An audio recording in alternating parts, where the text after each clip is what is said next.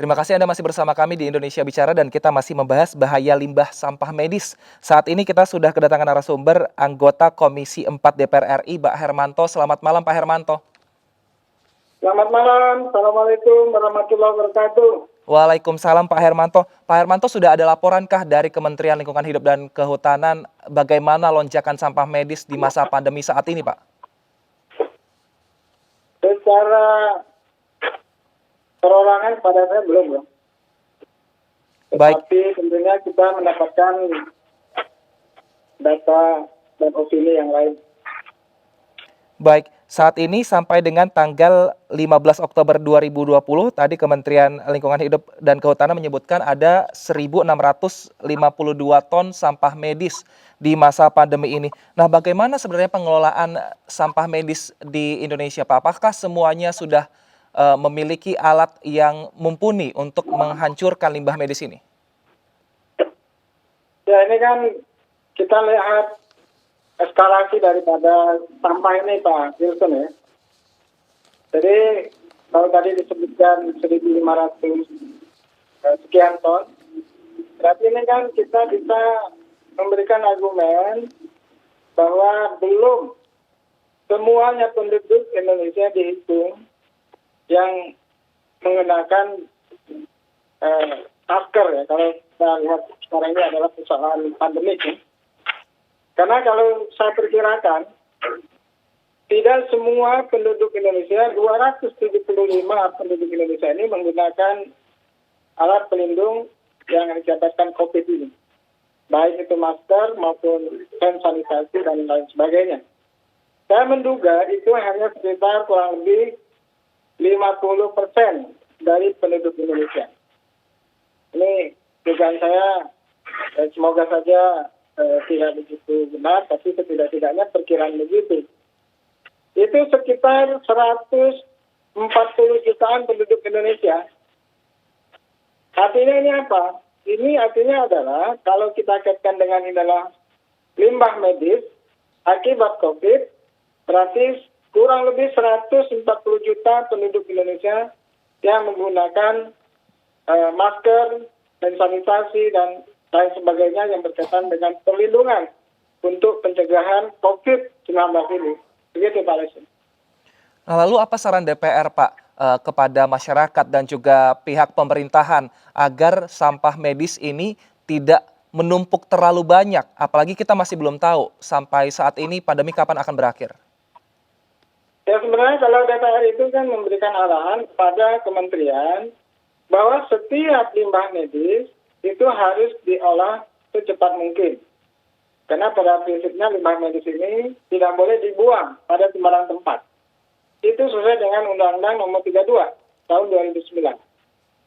Nah, karena itu di sini ada dua pihak yang harus kita efektifkan untuk mengelola. Pertama per individu, yang kedua adalah yang paling bertanggung jawab itu adalah pemerintah. Dalam hal ini adalah Kementerian KLHK. Nah tentunya ini, karena pengolahan ini adalah berbiaya tinggi, tentunya ini pemerintah harus mengolahnya secara profesional. Karena menurut data yang kami punya, itu dari 132 rumah sakit yang diberi tugas untuk merawat masyarakat yang terkena COVID, itu hanya 20 yang mempunyai alat insinerator untuk mengolahnya. Jadi masih jauh dari harapan. Jadi kalau ini semata dilimpahkan kepada orang per orang, persoalannya adalah ini siapa yang mengawasnya, siapa yang mengontrolnya. Karena orang per orang ini kan tidak bisa dikendalikan secara atau kita katakan tidak bisa dilimpahkan begitu saja. Harus ada instrumen yang mengontrolnya.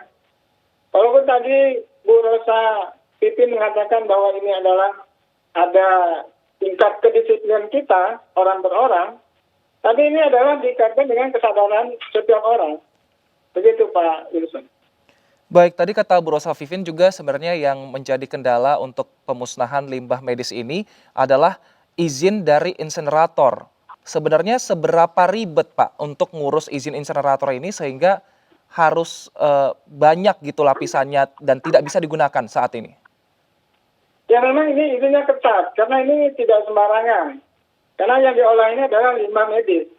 Kalau tidak memiliki satu sistem AMDAL yang kuat dan yang memiliki kecanggihan tertentu, ini limbah medis ini bisa jadi nanti menjadi limbah yang lain, bahkan lebih berbahaya.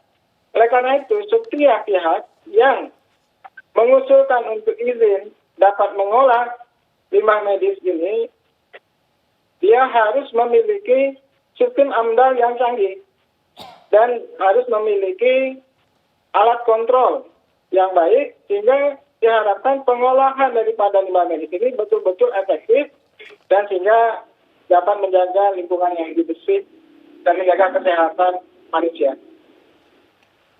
Nah, ada sejumlah oknum Pak di Bandung, Jawa Barat yang memanfaatkan hal ini, di mana ada sekitar lebih dari 2 ton sarung tangan direkondisi untuk dijual ke wilayah Jakarta dan juga Surabaya yang ditangkap pada pekan lalu. Seperti apa pengawasan terhadap limbah medis ini? Kenapa sampai ada yang bolong 2 ton, Pak? Ya inilah karena kita menyerahkan kepada masyarakat. Jadi siapa yang mau mengontrol orang per orang begitu? Nah tentunya ini harus ada sistem pengawasan pada sistem masyarakatnya dan sistem para pelaku. Tentunya kita ini satu sisi kita berterima kasih ya kepada para pihak yang bisa mendeteksi, bisa menangkap ya, terhadap orang-orang yang melakukan mengolah ulang daripada sapu tangan tadi itu, sarung tangan tadi. Nah ini tentu adalah satu hal berita yang positif, tapi di sisi lain ini kan hanya baru yang nampak, yang tidak nampak seperti apa. Nah ini harusnya yang kita harus didalami, sehingga kita melihat perluannya ada sistem manajemen, pengolahan dan pengawasan terhadap para pihak atau orang per orang yang membuang sampah medis ini pada sembarang tempat dan mengolahnya kembali untuk menjualnya lagi. Tentu ini adalah sangat berbahaya. Saya pikir ini tidak dibenarkan oleh undang-undang kalau misalnya sampah medis ini diolah lagi kemudian dijual.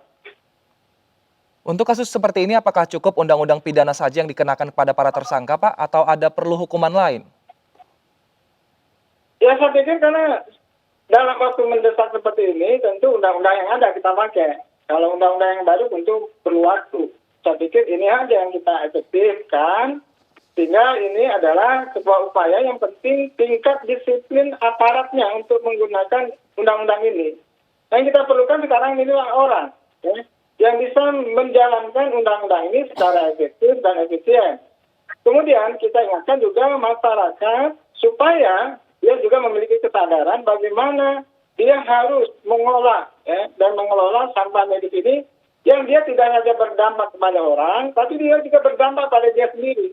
Kan kita tidak tahu siapa nanti yang misalnya tadi diceritakan bahwa ada sarung tangan di Bandung lalu dijual ke Surabaya. Di Surabaya itu siapa nanti yang menggunakannya bisa jadi adalah saudara-saudara yang di Bandung juga.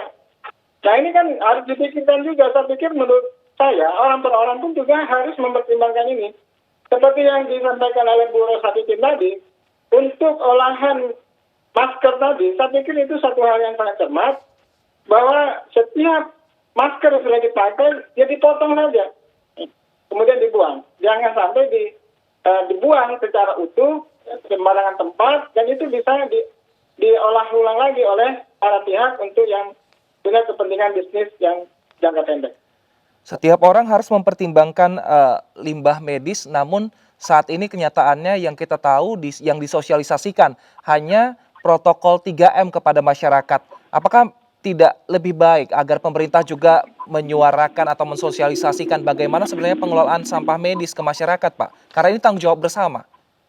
Ya, saya pikir kan ini ada instansi yang hierarkis ya, dari kementerian, di tingkat provinsi ada dinas, dari di daerah pun juga ada dinas, kemudian ada penerangan kesehatan di kabupaten, di kecamatan dan desa. Saya pikir ini kalau sistem hierarkis ini kita pakai secara disiplin, ini semua bisa dikontrol. Nah tinggal sekarang ini bagaimana para pihak yang bisa menggunakan hirakit ini secara efektif dan efisien.